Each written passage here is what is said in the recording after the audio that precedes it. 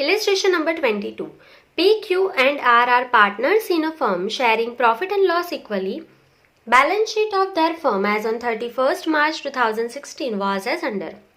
So balance sheet के बाद आपको दे दिया है R retires on 31st March 2016. Following terms were decided at the time of retirement. So R retire हो रहा है और एडजस्टमेंट हमें यहाँ पे 8 एडजस्टमेंट दिए है, क्विकली टिक कर लेंगे. सो सबसे पहले दिया है गुडविल.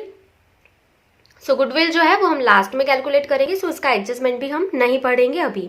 उसके बाद दिया है value of land and building is ₹15,000. So land and building पे आपको लिख लेना है एडजस्टमेंट नंबर 2. उसके बाद दिया है market value of x limited shares is ₹1200. So x limited के जो भी शेयर है उस पर आप एडजस्टमेंट लिख लो, एडजस्टमेंट नंबर 3. और ये जो शेयर पे एडजस्टमेंट है वो हमारा इन्वेस्टमेंट पे एडजस्टमेंट है. सो आपको यहाँ पे इन्वेस्टमेंट फ्लक्चुएशन फंड पे भी लिखना है कंपलसरी नंबर 3. मैं रिपीट कर रही हूँ, शेयर मतलब इन्वेस्टमेंट, और इन्वेस्टमेंट में कुछ भी ऐड या माइनस होगा, मतलब इन्वेस्टमेंट की वैल्यू ज्यादा या कम होगी तो इन्वेस्टमेंट फ्लक्चुएशन फंड पे आपको नंबर लिखना ही लिखना है. मोस्टली उसकी वैल्यू कम होती है तो इन्वेस्टमेंट फ्लक्चुएशन फंड जो हमारा रिजर्व है उसमें से हमें लॉस देना पड़ता है, तो इसके लिए हमने इन्वेस्टमेंट फ्लक्चुएशन फंड पे नंबर 3 लिखा है. उसके बाद लिखा है all debtors are good. Number 4 आपको लिखना है डेप्टर्स पे ऑल डेप्टर्स आर गुड. उसका मतलब क्या होता है कि उस पे आपको बीडीआर रखने की जरूरत नहीं है. सारे डेप्टर्स जो है वो सॉल्वेंट है. गुड है मतलब सॉल्वेंट है, और सॉल्वेंट है मतलब आपको रिजर्व रखने की जरूरत नहीं है. सारे डेप्टर्स जो सारे आपके कस्टमर है वो सारे आपको पैसे दे देंगे, आपको उस पर रिजर्व रखने की जरूरत नहीं है. सो डेप्टर्स पे लिख लेंगे नंबर 4. उसके बाद लिखा है provision of ₹2,000 for outstanding salary is to be made. So हम उसका डायरेक्टली एंट्री करेंगे. यहाँ पे ऊपर सैलरी नहीं है, आप लाइबिलिटीज साइड चेक कर सकते हैं, आउटस्टैंडिंग सैलरी नहीं है. सो उसका एंट्री डायरेक्ट होगा, टिक मार्क नहीं पे हो, कहीं पे भी नहीं होगा.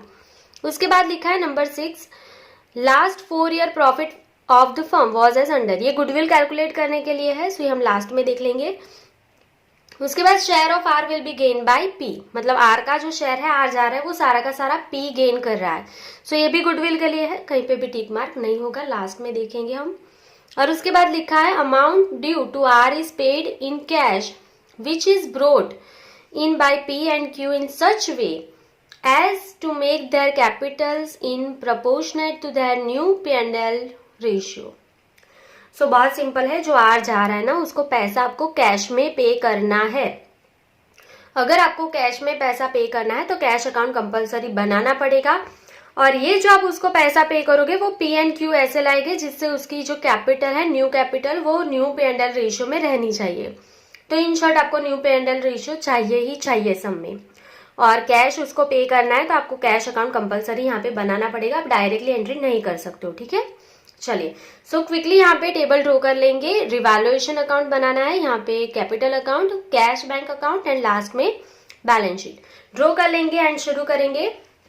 इलस्ट्रेशन नंबर 22 से पहले स्टार जो करना है हमें वो कर लेंगे. लायबिलिटीज साइड देख लो, जनरल रिजर्व है उस पर स्टार कर दो. ये पैसा ओल्ड पार्टनर को ओल्ड रेशियो में मिल जाएगा. इन्वेस्टमेंट फ्लक्चुएशन फंड, अगर पैसा बचता है लॉस होने के बाद भी तो वो पार्टनर का होगा, तो इन्वेस्टमेंट फ्लक्चुएशन फंड पे स्टार कर दो. एसेट साइड सबसे पहले देख लो, गुडविल है नहीं है, तो लास्ट में 2-3 चीजें देख लो. सो लास्ट में सिर्फ P&L अकाउंट है, तो ये लॉस जो है वो ओल्ड पार्टनर ओल्ड रेशियो में ले लेंगे. सो P&L पे आपको स्टार कर देना है. क्विकली रिपीट कर रही हूँ, जनरल रिजर्व पे स्टार होगा, इन्वेस्टमेंट फ्लक्चुएशन फंड पे स्टार होगा एंड प्रॉफिट एंड लॉस पे स्टार होगा. ठीक है, चलो तो शुरू करेंगे. Illustration number 22. सो यहाँ पे हमने टेबल ड्रॉ कर ली है. Revaluation account, partners capital account, cash bank and balance sheet. ठीक है, इसके बाद वर्किंग नोट्स के लिए यहाँ पे जगह छोड़ दी है. सबसे पहले आपको लायबिलिटीज साइड कैपिटल अकाउंट्स दिए हैं, सो कैपिटल अकाउंट की बैलेंस लिख लेंगे हम लोग यहाँ पे. So by balance brought down. So P, Q and R, आपको P की बैलेंस दी है 9,000, 6,000 एंड 6,000. चलो टिक मार्क कर लेंगे, हो गया है बैलेंस. उसके बाद जनरल रिजर्व दिया है, उस पर कोई भी एडजस्टमेंट नहीं है. जनरल रिजर्व का सारा पैसा पार्टनर को मिल जाएगा, एडजस्टमेंट नहीं है तो. सो सारा पैसा पार्टनर ले लेंगे ओल्ड रेशियो में, पार्टनर को मिलेगा. तो क्रेडिट साइड लिखना है, सो यहाँ पे हम लिख लेंगे बाय जनरल रिजर्व अकाउंट.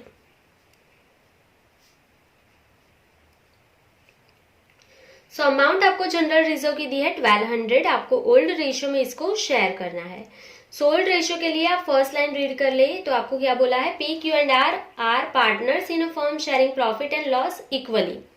सो ओल्ड रेशियो इक्वल है, सो यहाँ पे सिर्फ लिख रहे हैं old ratio is equals to P Q and R is equals to equally 1:1:1, total क्या होगा 3। चलो, सो जनरल रिजर्व है हमारा 1200, उसको हम इक्वली डिस्ट्रीब्यूट कर लेंगे 1:1 में, ठीक है। सो आंसर क्या आएगा आपका 400 400 400। चलो, ये बहुत सिंपल था, 1200 डिवाइड बाई 3 कर लो, सो सबका आंसर मिल जाएगा आपको। सो जनरल रिजर्व आपका हो गया है, टिक मार्क कर लो। उसके बाद दिया है इन्वेस्टमेंट फ्लक्चुएशन फंड, उस पे स्टार भी है, एडजस्टमेंट नंबर 3 भी है। तो पहले एडजस्टमेंट नंबर 3 कैलकुलेट करना पड़ेगा। एक्स लिमिटेड के शेयर है जिसमें हमने इन्वेस्टमेंट किया है, सो एसेट साइड थोड़ी जगह छोड़ देनी है फिक्स एसेट के लिए। उसके बाद लिख लेंगे एक्स लिमिटेड शेयर। ये जो शेयर है वो आपको कितने दिए हैं 1500, सो यहाँ पे हम लिख रहे हैं 1500। उस पे है adjustment number 3, market value of x limited share is 1200, so outer column में उसकी वैल्यू कितनी हो गई है 1200, मतलब यहाँ पे डिक्रीज हुआ है, सो हम माइनस करेंगे, माइनस डिक्रीज, सो यहाँ पे 300 का डिक्रीज हुआ है। क्लियर। अभी करना क्या है, सो 300 का आपको लॉस हो गया इन्वेस्टमेंट में, उसके सामने आपके पास फंड इन्वेस्टमेंट फ्लक्चुएशन फंड 360 है, आपके पास फंड है 360, उसमें से लॉस हो गया 300, तो अभी भी आपके पास पैसे बचेंगे 60 रुपीज, तो 60 रुपीज बचेंगे तो पार्टनर ले लेगा, और अगर नहीं बचते लॉस होता तो रिवैल्यूएशन अकाउंट में जाता, ठीक है। पर यहाँ पे 60 रुपीज अवेलेबल है, 360 है, उसमें से 300 लॉस दे दो, फिर भी पैसा बच रहा है 60 रुपीज, सो यहाँ पे हम क्रेडिट कर देंगे by investment fluctuation fund account. आपके पास 360 है, उसमें से 300 का लॉस दे दो तो 60 रुपीज बचेंगे। 60 रुपीज को इक्वली डिस्ट्रीब्यूट कर दो, ओल्ड रेशियो में स्टार किया है ना आपने, इसके लिए इक्वली डिस्ट्रीब्यूट हो जाएगा। सो 60 डिवाइड बाई 3 क्या आएगा, सबको कितना पैसा मिलेगा 20 रुपीज। चलो, सो यहाँ पे आपका इन्वेस्टमेंट फ्लक्चुएशन फंड हो गया है, एक्स लिमिटेड शेयर जो है वो हो गया है एसेट साइड से, और एडजस्टमेंट नंबर 3 भी कंप्लीट हो गया है, टिक मार्क कर लेना। उसके बाद हमें दिया है liabilities side creditors, so creditors के लिए यहाँ पे हम लिख लेंगे partners capital account. So P Q and R में से आर रिटायर हो रहा है, सो यहाँ पे पी एंड क्यू ही आएंगे। चलो, उसके बाद यहाँ पे 1-2 लाइन छोड़ के लिख देंगे क्रेडिटर्स, कोई एडजस्टमेंट नहीं है, सो डायरेक्टली अमाउंट आउटर कॉलम में लिख रहे हैं 4600। क्लियर। चलो नेक्स्ट, ट्रेडमार्क दिया है, कोई भी एडजस्टमेंट नहीं है, सो ट्रेडमार्क हम डायरेक्टली लिख लेंगे आउटर कॉलम में 5400।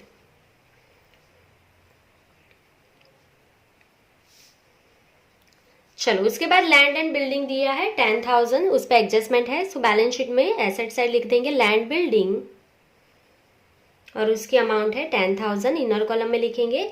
और एडजस्टमेंट नंबर 2 में लिखा है कि market value of land and building is 15,000, so outer column में कितना आएगा 15,000, मतलब इसमें इंक्रीज हुआ है, कितना इंक्रीज हुआ है 5,000 इंक्रीज हुआ है। अगर लैंड एंड बिल्डिंग में वैल्यू इंक्रीज हुआ है तो हमें प्रॉफिट हुआ है, एसेट इंक्रीज होगी तो प्रॉफिट, प्रॉफिट रिवैल्यूएशन में क्या होता है क्रेडिट, सो यहाँ पे क्रेडिट साइड लिख लेंगे by land and building account.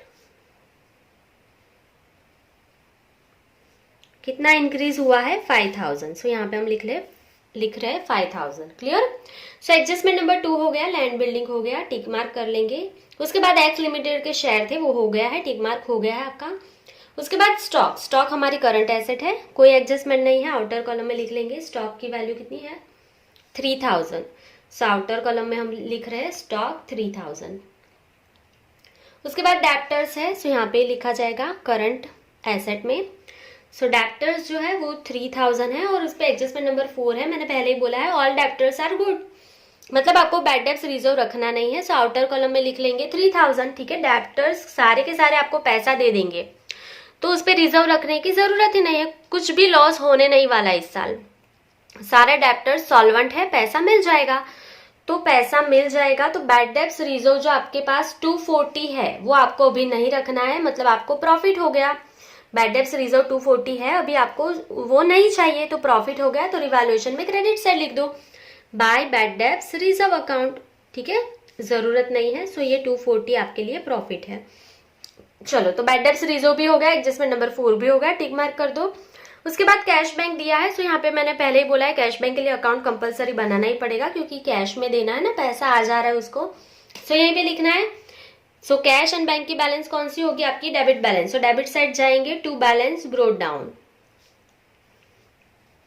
और अमाउंट कितनी दी है कैश बैंक की? 1500। सो यहाँ पे हम लिख रहे हैं 1500। चलो, उसके बाद दिया है प्रॉफिट एंड लॉस अकाउंट, तो आपने स्टार किया है, ये हमारा लॉस है, और लॉस पार्टनर को डेबिट साइड दिया जाता है, ये आपको पता है। सो यहाँ पे हम लिख लेंगे to P&L account, in bracket loss लिखना है तो लिख देना, अदरवाइज अमाउंट लिख रही हूं मैं। 3000 को 1:1:1 में डिस्ट्रीब्यूट कर दो। सो 3000 डिवाइड बाई 3, हर एक पार्टनर को 1000 लॉस मिलेगा। सो P&L आपका कंप्लीट हो गया है, मतलब लॉस जो है वो कंप्लीट हो गया है। सो एसेट साइड, लायबिलिटीज साइड पूरा कंप्लीट बैलेंस शीट में। अभी जो भी एडजस्टमेंट बाकी है वो कंप्लीट करना है। सबसे पहले गुडविल कैलकुलेट करना है। सो गुडविल के लिए आपको क्या बोला है एडजस्टमेंट नंबर 1 में? Goodwill is to be valued at 3 times the average profit of last 5 years, ठीक है। सो गुडविल कैलकुलेट करना है, तो यहाँ पे हमारे पास ओल्ड रेशियो अवेलेबल है। न्यू रेशियो के लिए भी आपको पता है, एडजस्टमेंट नंबर 7 में बोला है, देखो, share of R will be gain by P. Adjustment number 7 में बोला है कि जो आर जा रहा है ना, उसका पूरा शेयर, जो आर जा रहा है उसका पूरा शेयर, आर का शेयर यहाँ पे कितना है? देखो, मैं यहाँ पे, ये आर है, आर का शेयर 1/3 है। आर का शेयर कितना है? 1/3। ये आर का शेयर पूरा का पूरा पी को गेन हो रहा है। सो यहाँ पे न्यू रेशियो आपको मिल जाएगा ना। क्लियर? कैसे मिलेगा? तो पहले हम गेन रेशियो लिख रहे हैं। Gain, adjustment number 7, share of R will be gained by P। सारा का सारा जो शेयर है आर का वो P को मिल जाएगा, ठीक है। चलो, so therefore new ratio is equals to old share plus gain share. Share हम लिखते नहीं है, पर मैं लिख रही हूँ गेन शेयर, ठीक है। न्यू रेशियो का फॉर्मूला क्या है? Old share plus gain share. तो सबसे पहले कौन है यहाँ पे? पी। सो पी का न्यू रेशियो क्या होगा? ओल्ड शेयर क्या है? 1/3। सो आर जाएगा, वो सारा शेयर उसका पी को देके जाएगा, तो आर का 1/3 शेयर है ना, वो पी को मिल जाएगा। सो यहाँ पे उसने गेन कितना किया? 1/3 गेन कर दिया पी ने। सो टोटल कर लेंगे इसका। सो यहाँ पे डिनोमिनेटर इक्वल है, तो ऊपर टोटल हो जाएगा 2/3। पी का आपको न्यू रेशियो मिल गया 2/3, एंड जो क्यू है उसको कुछ भी नहीं मिल रहा है। सो उसका ओल्ड शेयर 1/3 है, आर चला गया, उसको कुछ भी नहीं देके गया, तो 0 ऐड करेंगे, गेन का शेयर उसका 0 है। So 1/3। Therefore new ratio is equals to 2:1। देखो, इसका 2 और इसका 1, न्यू रेशियो आपको मिल गया 2:1। और यहाँ पे क्लियरली मैंने लिखा है share of R will be gain by P. और आपको नहीं समझ में आता है तो आप यहाँ पे लिख सकते हो therefore gain ratio is equals to, कितना है? आर जाएगा 1/3, ये पूरा का पूरा देके जाएगा पी को 1/3, ठीक है। आर जाएगा, उसका जो गेन है वो पी को मिल जाएगा 1/3। क्लियर? चलो, ये पेंसिल से लिख देना, आपको समझ में नहीं आए तो ही लिखना है, अदरवाइज तो ये न्यू रेशियो आपको मिल गया। तो अभी आपको गुडविल फाइंड करना है। न्यू रेशियो भी है, ओल्ड रेशियो भी है, गेन भी आपको पता है। सो सबसे पहले हमें गुडविल फाइंड करना है। तो गुडविल के लिए बोला है average profit of last 5 year, ये गुडविल की वैल्यू है। सो थर्ड लेसन में हमने एवरेज प्रॉफिट मेथड सीखी ही थी, तो वैसे ही कैलकुलेट करेंगे। So adjustment number 1 and 7। सो यहाँ पे आपको ईयर दिए हैं एंड यहाँ पे प्रॉफिट। सो ईयर जो है आपको दिया है 2011, 12, 13, 13, 14 एंड 14, 15। तो प्रॉफिट दिया है 6000, 2000, 3000 एंड 2000। अभी आप सोचो, यहाँ पे तो 4 ईयर ही है। आपको एडजस्टमेंट नंबर 1 में क्या बोला है? फाइव ईयर्स के लिए आपको एवरेज निकालना है, तो ये तो 4 ईयर का डेटा ही है, तो देखो 5th ईयर मतलब करंट ईयर का डेटा खुद लिखना पड़ेगा। सो करंट ईयर हमारा 15-16 है और उसका प्रॉफिट या लॉस आपको बैलेंस शीट में से मिलेगा। तो बैलेंस शीट में एसेट साइड लास्ट में लॉस है, एसेट साइड मतलब डेबिट साइड, और डेबिट साइड किसकी होती है, लॉस की होती है। तो लॉस है तो यहाँ पे ब्रैकेट में लिखना पड़ेगा 3000। ये लॉस है तो आपको ब्रैकेट में लिखना पड़ेगा 3000। क्लियर? तो टोटल कर लेंगे 6000, 2000, 3000, 2000 और उसमें से 3000 माइनस करना है। ये लॉस है तो माइनस करना है, थर्ड लेसन में हमने सीखा था गुडविल वाले में, ठीक है। सो इसका टोटल कितना हो गया 10,000। तो आपको टोटल जो है वो मिल गया टोटल प्रॉफिट। तो आपको फॉर्मूला आता ही है इसका। So average profit is equals to total profit divide by total number of years. चलो, सो 10,000 डिवाइड बाय कितने ईयर का है, 1, 2, 3, 4 and 5। So 10,000 divide by 5। So average profit कितना है 2000 रुपीज। और एडजस्टमेंट नंबर 1 में बोला है कि goodwill is to be valued at 3 times the average profit. Average profit से गुडविल 3 टाइम्स है। सो यहाँ पे हम लिखेंगे goodwill is equals to average profit into 3 times, ठीक है, उससे 3 टाइम्स है। सो 2000 इंटू 3, आंसर क्या आएगा आपका गुडविल का 6000 आपकी गुडविल है। आपकी गुडविल कितनी है 6000 है। क्लियर? चलो, सो ये 6000 टोटल गुडविल है, उसमें से जाएगा कौन, आर। तो आर का शेयर जो है गुडविल में वो पहले कैलकुलेट करना पड़ेगा। सो यहाँ पे हम लिख रहे हैं R share in goodwill, R जा रहा है ना। So R share in goodwill is equals to 6000 में से उसका शेयर तो कितना है 1/3 ही है। सो 6000 इंटू 1/3। सो आर का जो शेयर है गुडविल में वो 2000 है। सो जो जाएगा, आर जा रहा है ना, जो जाएगा वो गुडविल का पैसा लेके जाएगा तो वो क्रेडिट होगा, और जो गेन करेगा वो डेबिट होगा। आपको पता है ये रूल, जो गेन करता है वो डेबिट होता है, जो सेक्रीफाइस करता है वो क्रेडिट होता है, जो रिटायर होता है वो भी क्रेडिट होता है। जो गेन करेगा उसको पैसा देना पड़ता है गुडविल का, हर एक समय में ये बोलती हूँ, आपको अभी तक लर्न हो जाना चाहिए। चलो, तो गेन यहाँ पे सिर्फ पी को हो रहा है, क्यू को तो ना सेक्रीफाइस किया है क्यू ने, ना तो उसको गेन हुआ है। सो पी डेबिट होगा क्योंकि उसने गेन किया है। सो जर्नल लिख लेंगे P's capital account debit 2000 to R's capital account, to R's capital account 2000। चलो, तो पहले इसकी पोस्टिंग कर लेंगे, उसके बाद जो भी आपको कैपिटल के लिए बोला है वो बाद में कैलकुलेट करेंगे। पहले गुडविल की पोस्टिंग करना है, ठीक है। चलो, तो कैसे करेंगे, पीज कैपिटल अकाउंट डेबिट। तो यहाँ पे कैपिटल अकाउंट में डेबिट साइड जाना है, पी के कॉलम में लिखना है 2000, पी को 2000 देना है। किसको देना है, ऑपोजिट कौन है, आर। सो यहाँ पे लिख लेंगे to R's capital account. Clear? चलो, और आर की कैपिटल अकाउंट में क्रेडिट साइड जाके 2000 लिख देना है। आर के कॉलम में लिख दिया 2000, आर को मिलेगा 2000। आर को 2000 कौन देगा गुडविल का, पी देगा। सो यहाँ पे हम क्या लिखेंगे, by P's capital account. Clear? चलो, सो ये आपकी गुडविल की एंट्री कंप्लीट हो गई है। सो आप एडजस्टमेंट नंबर 1 टिक कर लो, एडजस्टमेंट नंबर 6 जो है वो टिक मार्क कर लो। चलो, अभी न्यू शेयर जो है उसके अलावा कुछ भी बाकी नहीं रहना चाहिए, तो सारे एडजस्टमेंट टिक करना है, उसके बाद रिवैल्यूएशन क्लोज होगा। सो एडजस्टमेंट नंबर 1 हो गया। Adjustment number 2 land and building का था, वो हो गया। देखो, जो मेन चीज होती है ना वो यहीं से होती है। अगर आप डायरेक्टली हाँ चलो सब हो गया ये क्लोज कर दो फिर लास्ट एडजस्टमेंट कर दोगे, वैसा नहीं करना है। 1 मिनट सिर्फ रुकना है, इतना हो जाए गुडविल का एंट्री। 1 मिनट सिर्फ रुकना है, सारे एडजस्टमेंट देख लेने हैं, उसके बाद ही क्लोज करना है। एक बार क्लोज कर दोगे और फिर पता चलेगा कुछ रह गया ना, तो फिर वापस से उतना ही 10 या 15 मिनट्स आपका वेस्ट हो जाएगा। तो उससे अच्छा 1 मिनट यहाँ पे वेस्ट कर लो। वेस्ट तो नहीं बोल सकते, ये काम की 1 मिनट रुको और देख लो। तो देखो यहाँ पे एडजस्टमेंट नंबर 1 हो गया है, लैंड एंड बिल्डिंग हो गया, मार्केट वैल्यू शेयर इन्वेस्टमेंट हो गया, एडजस्टमेंट नंबर 4 हो गया। अभी देखो एडजस्टमेंट नंबर 5 नहीं हुआ है, तो आप डायरेक्टली इसको क्लोज मत कर देना। एडजस्टमेंट नंबर 5 में बोला है provision of 2000 for outstanding salary is to be made. So provision रखना है आउटस्टैंडिंग सैलरी के लिए, तो आपको पता है ये लायबिलिटी है, सो यहाँ पे हम लायबिलिटी साइड लिख लेंगे आउटस्टैंडिंग सैलरी, और कितना है 2000 प्रोविजन आपको रखना है। सो लायबिलिटीज इंक्रीज हुई है ना, तो इंक्रीज हुई तो ये क्रेडिट ही रहेगा, तो डेबिट कौन, revaluation account.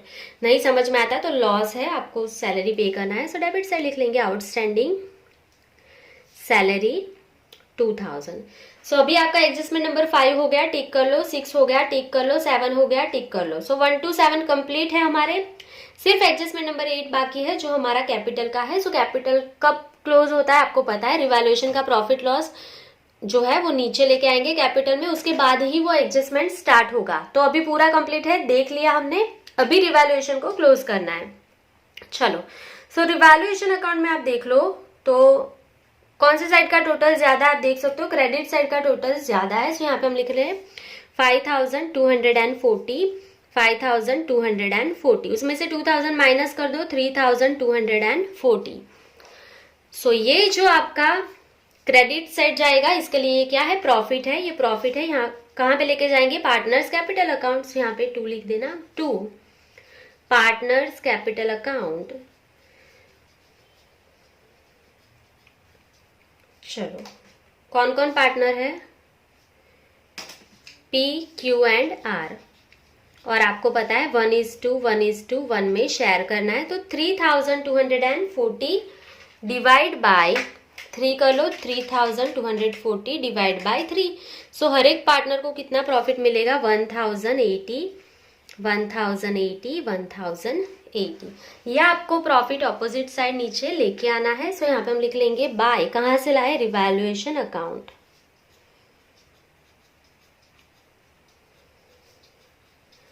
One thousand eighty. चलो इतना हो गया। अभी आपको एडजस्टमेंट नंबर 8 अच्छे से रीड करना है। देखो क्या बोला है, amount due to R is to be paid in cash. पहले इतना ही पढ़ा मैंने कि आर जो है वो जा रहा है ना, तो उसकी सारी अमाउंट उसको कैश में पे कर दो। तो पहले मैं सिर्फ आर को क्लोज कर रही हूँ, देखो जो जा रहा है ना उसको क्लोज कर हम, तो क्रेडिट साइड का टोटल ही ज्यादा होगा कैपिटल की। सो क्रेडिट साइड का टोटल कर रहे हैं हम लोग पहले। सो आंसर आया 9500। सो यहाँ पे मैं लिख रही हूँ 9500, उसमें से डेबिट साइड का 1000 माइनस कर दो, तो यहाँ पे आएगा 8500। सो ये जा रहा है आर, तो उसकी लोन नहीं रखनी है सब में, ये पैसा उसको दे देना है कैश में, ठीक है। सो यहाँ पे हम लिख रहे हैं टू कैश बैंक अकाउंट, आपको उसको पैसा पे कर देना है, वो जा रहा है तो लोन नहीं रखना है। सो ये पैसा उसको पे कर दो, तो कैश में क्रेडिट साइड लिखेंगे सबसे पहले। तो बाय, किसको पैसा पे किया, आर को, सो बाय आर्स कैपिटल अकाउंट। सो यहाँ पे आर की लोन नहीं आएगी, उसको सारा पैसा पे करना है, ऐसा बोला है एडजस्टमेंट में, तो पे कर दिया। देखो क्लियर। चलो अभी आगे पढ़ो। ये जो आपने पैसा पे किया, ये पैसा पी एंड क्यू लाएंगे और ऐसे लाएंगे जिससे उसकी कैपिटल जो है वो new P and L ratio में रहे।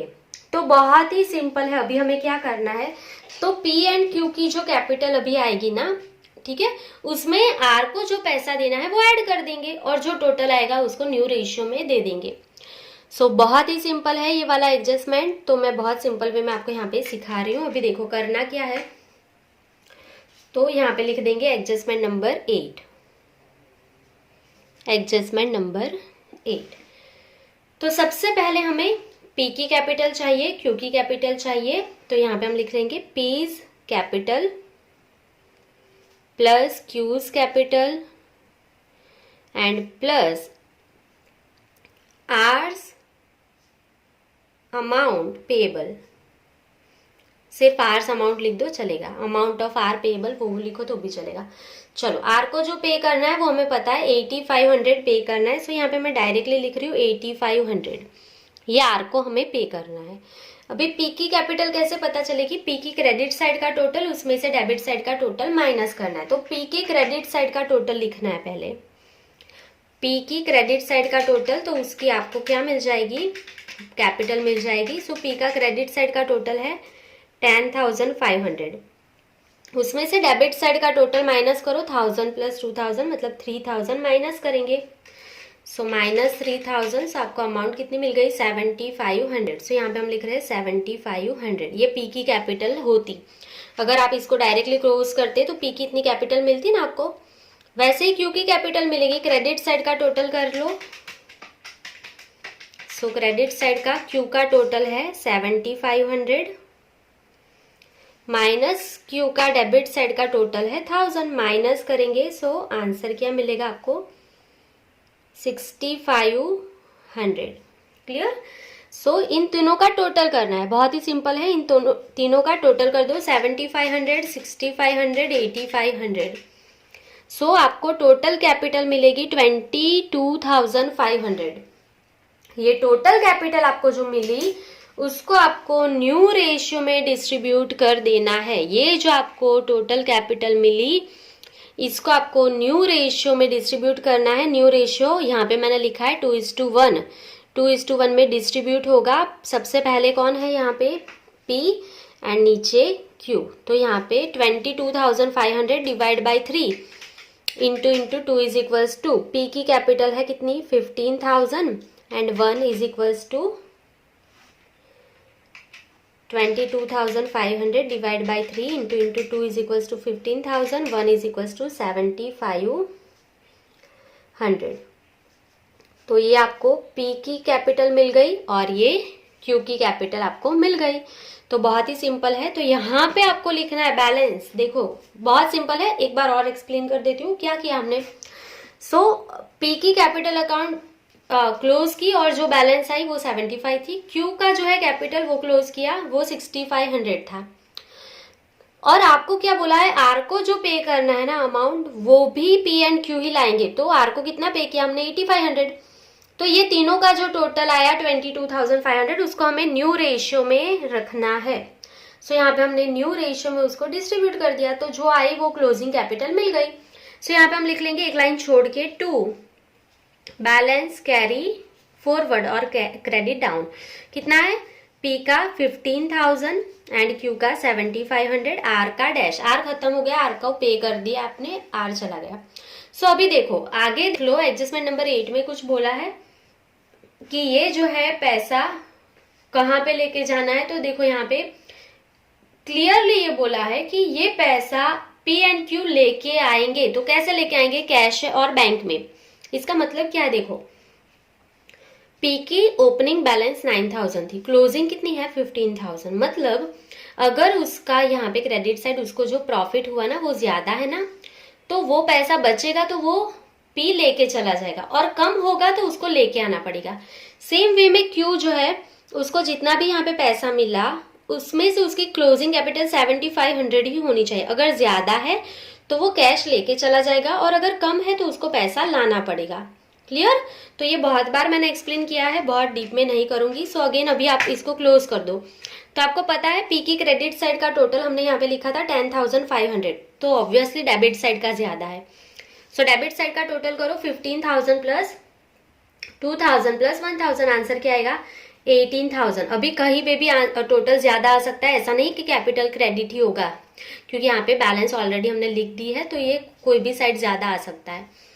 सो 18,000 दोनों साइड लिख रहे हैं। 18,000 माइनस यहाँ का टोटल मुझे पता है क्रेडिट साइड का मैंने लिखा था 10,500, माइनस करेंगे सो 7,500 यहाँ पे आया है। ये ऑपोजिट साइड जाएगा कैश बैंक में। कैश बैंक में वो पैसा यहाँ पे लेके आएगा। सो यहाँ पे हम लिख लेंगे by cash bank account. So P को 7,500 लेके आने हैं, तो ही उसकी क्लोजिंग कैपिटल 15,000 होगी और तो ही Q को अमाउंट पे हो पाएगी। तो इसके लिए P को 7,500 लाना है। सो यहाँ पे ऑपोजिट साइड लिख लेंगे 2 P's कैपिटल अकाउंट। P कितना लेके आएगा 7,500।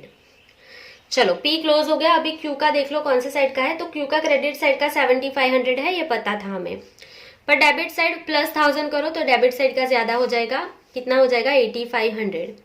सो 8,500 माइनस कितना है क्रेडिट साइड का, ऑलरेडी मैंने टोटल किया था 7,500, तो माइनस करेंगे तो 1,000 डिफरेंस आएगा। सो इसको Q को कितने पैसे लाने हैं 1,000 रुपीज लेके आने हैं।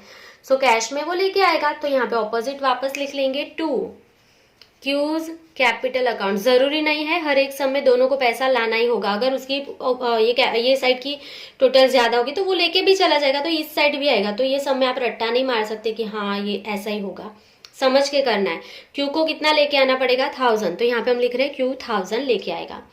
तो देखो आपका ये कैपिटल अकाउंट क्लोज हो गया। अभी सिंपली सिर्फ आपको कैश बैंक अकाउंट क्लोज कर देना है। ये हमारा कैश बैंक अकाउंट है। कौन सी साइड का टोटल ज्यादा है वो पहले देख लो, उसको क्लोज करना है हमें। सो यहाँ पे 75,000, 1,000, 1,500। सो इस साइड का टोटल इसका ज्यादा है, ऑब्वियसली आपको क्लोज करना है। सो यहाँ पे हम टोटल लिख रहे हैं 10,000 और 10,000 में से 8,500 माइनस कर दो। सो यहाँ पे आएगा 1,500। सो ये हो गया बाय बैलेंस क्रेडिट डाउन और कैरी फॉरवर्ड, जो भी लिखो आप। चलो तो ये यहाँ पे एसेट साइड लिख लेंगे लास्ट में, कैश और बैंक अकाउंट, और इसका क्लोजिंग बैलेंस कितना है 1,500। सो ये आपका हो गया एडजस्टमेंट नंबर 8 कंप्लीट। आपको टिक मार्क कर देना है। एडजस्टमेंट नंबर 8 आपको आई थिंक समझ में पूरा आ गया है। चलो तो अभी हम कैपिटल लिख लेंगे। पी की कैपिटल यहाँ पे हमने लास्ट में फाइंड की थी 15,000 और इसकी 7,500, उसका टोटल था 22,500। अभी कुछ भी बाकी नहीं है बैलेंस शीट में, सो हम इसको क्लोज कर सकते हैं। तो टोटल कर लेंगे 22,500 plus 4,600 plus 2,000। So answer is 29,100। यही आंसर आपका एसेट साइड आना चाहिए। 5,400, 15,000, 1,200, 6,000, 3,000, 6,000 एंड 1,500। So answer is 29,100। सो दोनों तरफ आपका आंसर इक्वल आ गया है। सो यहाँ पे आपका पूरा सम कंप्लीट हो गया है। सो आई थिंक कि आपको पूरा समझ में आ गया है। अगर आपको कोई भी डाउट्स है तो कमेंट सेक्शन में कमेंट कर देना। और यहाँ पे सिर्फ आपको ये क्लोजिंग का लर्न रखना है, यहाँ पे मिस्टेक नहीं हो जाए, क्योंकि इतनी एंट्री तो सबकी हो जाएगी। जो ब्लैक पेन से लिखा है ना वो तो आपका राइट होना ही होना चाहिए। ये जितने भी यहाँ पे अकाउंट्स बने हैं और ब्लैक पेन से मैंने लिखा है वो आपको आना ही चाहिए। जो प्रॉब्लम होगी वो पूरा मैंने यहाँ पे ग्रीन पेन से दिखाया है, ताकि आपको अच्छे से समझ में आए कि ये वाला जो टॉपिक है वो आपको मिस्टेक वहां पे नहीं करनी है। सो क्लोजिंग की एंट्री मैंने पूरी ग्रीन पेन से दिखाई है ताकि आपकी मिस्टेक ना हो। चलो सो आज के लिए बस इतना ही। Thank you for watching, keep learning.